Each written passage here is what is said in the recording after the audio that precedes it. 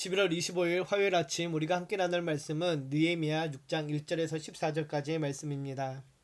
우리가 신앙의 길을 걷다 보면은 문제는 한 번에 오지 않습니다. 하나가 해결되면 또 다른 문제가 찾아올 때가 있죠. 어제 기도한 어려움이 해결되었다고 안도할 때 또 다른 싸움이 시작될 때가 있습니다.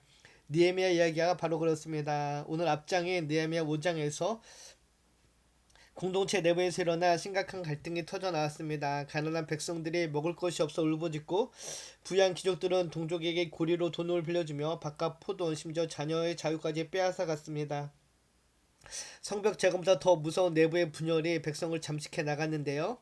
이때 느헤미야는 분노하면서도 감정적으로 움직이지 않고 깊이 생각한 후 지도자들을 책망하고 공동체의 경제 질서를 다시 회복시키게 됩니다. 이에 힘입어 성벽 공사가 다시 진행될 수 있었는데요. 그런데 문제는 여기서 끝나지 않습니다. 이렇게 공동체 내부의 문제가 잠잠해지자 이제 다시 외부에 더욱 교묘하고 강력한 공격이 시작된 것인데요. 오늘 본문 1절을 보면은 이렇게 시작을 합니다. 산발락과 도비아와 아라비아 사람 게셈과 그 나머지 우리의 원수들이 내가 성벽을 건축하여 허물어진 틈을 남기지 아니하였다함을 들었는데 그때는 내가 아직 성문에 문짝을 달지 못한 때였더라. 성벽 재건 공사가 막바지에 이르렀습니다. 성벽에 성문만 달면은 이제 성벽 재건 공사가 끝나게 됩니다. 그때 성벽이 완성되어져 간다는 소식을 산발락과 도비아와 게셈이 듣게 됩니다. 이들은 앞서도 계속해서 느헤미야의 성벽 재건 공사를 방해하는 자들이었습니다. 2절을 보면 그들이 느헤미야에게 사람을 보내어 오늘 평지에서 만나자라고 제안을 합니다. 그들은 성벽 공사가 완공되어 간다는 소식에 조바심을 느끼고 느헤미야에게 만나자고 초청을 하죠. 겉으로 보기에는 화해의 자리 같았지만은 그러나 실상은 느헤미야를 해하려는 음모의 자리였습니다. 이에 3절을 보면 느헤미야는 그들의 요청을 단칼에 거절하게 되지요. 내가 곧 그들에게 사자들을 보내어 이르기를 내가 이제 큰 역사를 하니 내려가지 못하겠노라. 어찌하여 역사를 중지하게 하고 너에게로 내려가겠느냐 하매 그들이 4번이나 이같이 내게 사람을 보내니 나는 꼭 같이 대답하였더니 화친을 가장 음모의 초청이 계속해서 이어집니다. 사탄의 공격 중 가장 흔한 방식은 좋아 보이는 모양으로 접근하지만 목적은 사명을 끊어내는 것입니다. 우리의 삶에도 이런 초대가 있습니다. 괜찮아 보이는 만남, 해도 될 것 같은 일, 그러나 우리를 하나님이 주신 자리에서 끌어내리는 유혹들일 때가 있습니다. 그때 우리는 느헤미야처럼 단호히 거절해야 될 것입니다. 사랑하는 청년 여러분, 우리가 주의 일을 순종함으로 감당하고자 할 때 때론 다양한 어려움과 거센 반대에 둘러싸이게 될 때가 있습니다. 특히 그 일이 주님께서 기뻐하시는 선한 일이라면은 그 공격과 방해는 더 집요하고 끈질기게 우리를 괴롭히게 되는데요. 우리가 하나님의 일을 한다고 해서 모든 일이 자동으로 순탄해지는 것이 아님을 기억해야 될 것입니다. 오히려 사명이 선할수록 더 분명할수록 더 많은 방해와 저항이 따라오게 됨을 기억합시다. 그러므로 우리는 우리의 삶에서도 이 현실을 분명히 인정하며 하나님을 더 의지하고 하나님을 바라보고 나아가야 될 것입니다. 이렇게 4번의 요청에 느헤미야가 거절하자 5절을 보면은 5번째로 느헤미야에게 서신을 전달하게 됩니다. 그런데 그 서신은 봉하지 않은 누구나 열람할 수 있는 형태로 느헤미야에게 보내지게 되는데요. 그 서신의 내용을 보면은 다음과 같은데요. 그 글에 이르기를 이방 중에도 소문이 있고 가스모도 말하기를 너와 유다 사람들이 모반하려 하려 성벽을 건축한다 하나니 내가 그 말과 같이 왕이 되려 하는도다. 또 내가 선지자를 세워 예루살렘에서 너를 들어 선전하기를 유다의 왕이 있다 하게 하였으니 지금 이 말이 왕에게 들릴지라. 그런즉 너는 이제 오라 함께 의논하자 하였기로. 산발랏은 유다 사람들이 너를 왕으로 세우려 한다라는 거짓 소문을 퍼뜨리며 느헤미야가 성벽 재건을 하는 목적이 페르시아 왕을 배반하고 유다 왕이 되려는 것이라고 왜곡하고 선전합니다. 고의로 공개 편지 형식을 사용한 것은 모든 사람들이 이 소문을 접하도록 하여 느헤미야의 명성을 훼손하고 공동체 안의 불안과 혼란을 퍼뜨리기 위한 전략이었습니다.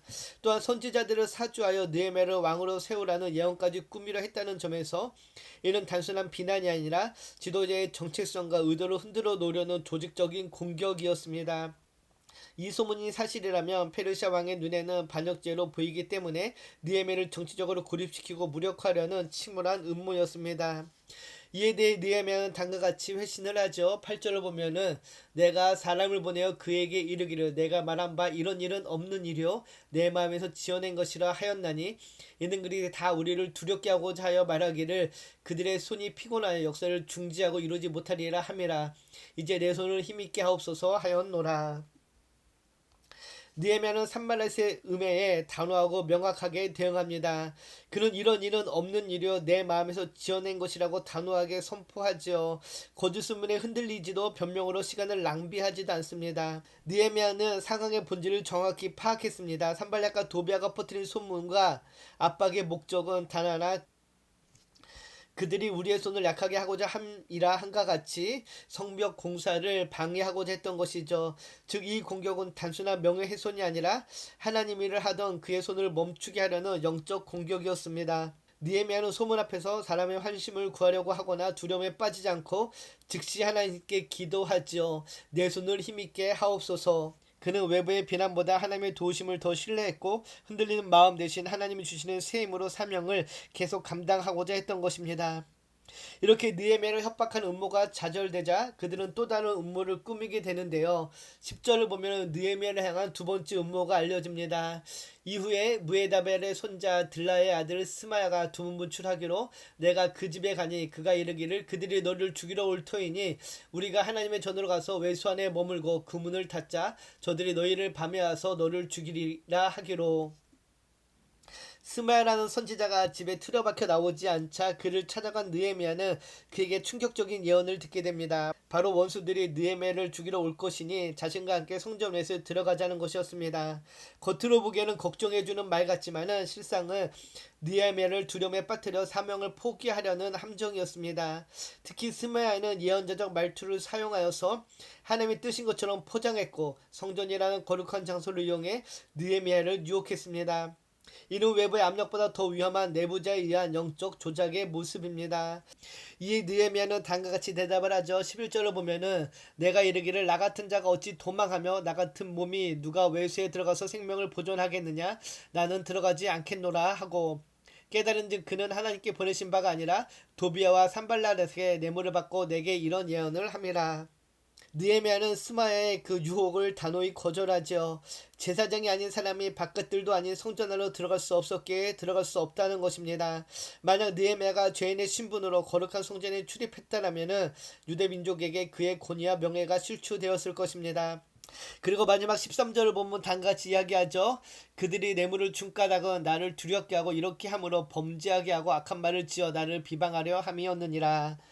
스마야의 제언은 결국 음모의 일부였습니다. 스마야는 대적들에게 뇌물을 받고 느헤미야를 두려움 속으로 몰아넣으려고 했고 결국 느헤미야가 성전 안으로 도망치는 율법 위반을 저지르게 함으로써 그의 명성과 지도자로서의 신뢰를 무너뜨리려 했던 것이죠. 그를 통해 전체 공동체의 사기를 떨어뜨리고 성벽 재건을 중단시키려는 전략이었습니다. 그러나 느헤미야는 사람의 말, 거짓 소문, 두려움을 조장하는 함정 앞에서 사명을 놓지 않았습니다. 적들의 목적을 분명히 파악하고 있었기에 흔들리지 않고 온전히 하나님이 맡기신 사명을 감당하고자 했습니다. 우리의 삶에도 사명을 흔드는 공격이 찾아오지만 하나님을 붙들고 하나님을 의지한다면 우리도 능히 이겨나게 될 것입니다. 두려움이 아닌 믿음으로 우리에게 맡겨진 사명, 이 믿음의 길을 걸어가는 우리 모두가 되기를 주님의 이름으로 축복합니다. 오늘 말씀을 묵상하며 하나님 맡기신 일이나 해야 할 일을 어떤 어려움이나 두려움 때문에 손을 놓은 적이 있는지 생각해 봅시다. 또 친구나 주변 사람들의 말 때문에 마음이 흔들린 적이 있는지요. 그때 나는 어떻게 반응했는지 생각해 봅시다. 기도합니다. 참 좋으신 하나님 감사합니다. 오늘도 우리의 삶 속에서 두려움과 억울함, 사람의 말로 인해 흔들리는 순간이 많이 있습니다. 그러나 그때 느헤미야처럼 하나님을 의지하고 하나님을 바라보며 기도하며 나아가는 우리의 삶이 되게 하여 주시옵소서. 주님께서 맡겨주신 사명을 온전히 믿음으로 감당하기를 소망합니다. 주님 우리를 붙잡아 주시고 우리의 삶을 인도하여 주시옵소서. 감사드리며 우리를 구원하신 예수님의 이름으로 기도드립니다. 아멘.